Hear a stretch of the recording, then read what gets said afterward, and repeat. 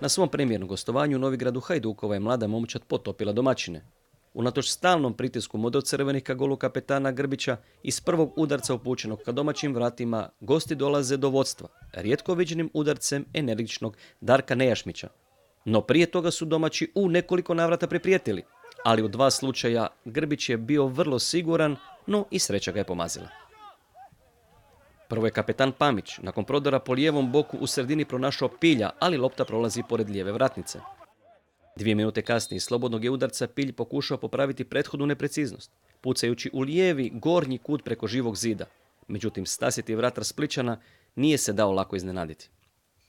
Nakon 6 minuta Pilj je u ulozi asistenta, za braniča Burića koji ubacuje prizemnu loptu samcu. Slijedi dobar udarac iz prve pored dvojice suparnika, ali i taj put gosti su imali sreće, jer je lopta završila pored same desne vratnice.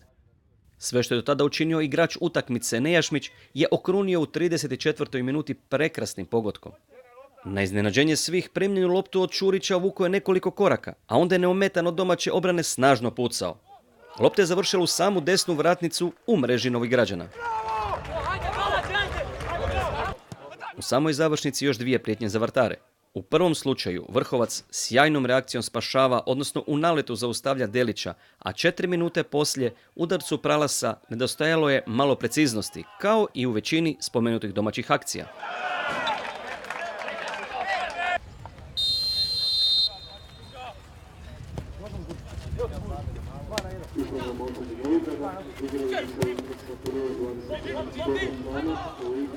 Nastavak su otvorili Teklić i Belaković sa sličnim pokušajima, da bi Čurić na preciznu dijagonalu s lijevog na desni bok matirao nemoćnog na vjetrometini ostavljenog Nemeca.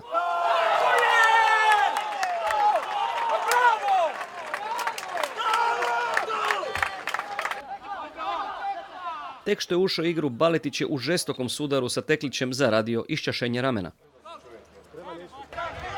Živnuli su domaćini poslije drugog pogotka, no ni u narednih 4-5 pokušaja domaći igrači nisu uspjeli zatresti mrežu Grbića.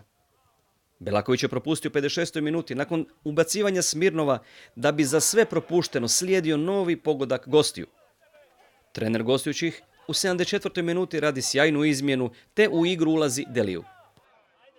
Igrala se 21. minuta, a Partajin je asistirao suigraču Deliju, koji je bez poteškoća neometan pogodio za 3:0. Treću pobjedu bilih u nizu. Čestitao bih domaćinu na fer i korektnoj utakmici. Mislim da je naša pobjeda bila potpuno zaslužena. Vrlo sam zadovoljan slikom koju smo danas pokazali. Stvarno smo bili, sve što smo se dogovorili i sve što smo pripremali kroz cijeli tjedan smo ispunili i zaista me veseli današnja slika kako smo izgledali.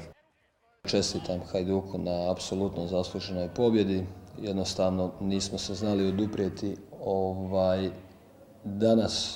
današnjoj utakmici, onime čime je Hajduk nas dobio, to je da su imali jednu kvalitetu u veznom redu i na svakoj poziciji su bili bolji. Dođe takve utakmice, ja kao trener preuzimam naravno odgovornost za ovaj rezultat.